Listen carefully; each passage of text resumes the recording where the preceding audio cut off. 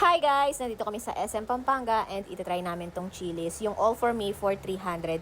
And ito naman yung menu nila. Yan, pwede nyo i-pause para makita nyo kung magkano yung price range nila. First time lang namin kakain dito kaya try lang natin. Recommended kasi to ni Miss Nicole Caruag kaya try natin, di ba? Why not? Minsan-minsan mag-try naman tayo ng iba. Huwag palaging Jollibee, McDo, di ba? Mga ganun.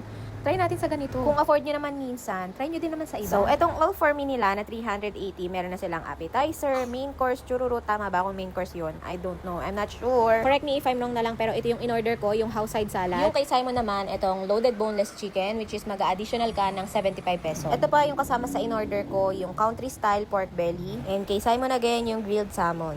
In fairness naman sa food nila, ang dami ng servings, good for sharing siya. Ito naman talaga yung hinihintay ko, yung molten chocolate nila.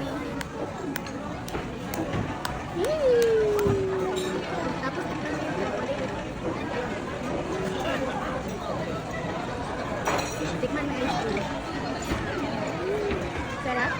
Yummy? In fairness sa molten chocolate nila, 10 out of 10 talaga. Pero kung ikaw yung hindi mahilig sa matamis, baka hindi mo siya magustuhan. Babalik pa ba ako sa Chili's? Yes, of course. The service is good and also the staff. 10 out of 10 yung experience ko dito. Yun lang, bye!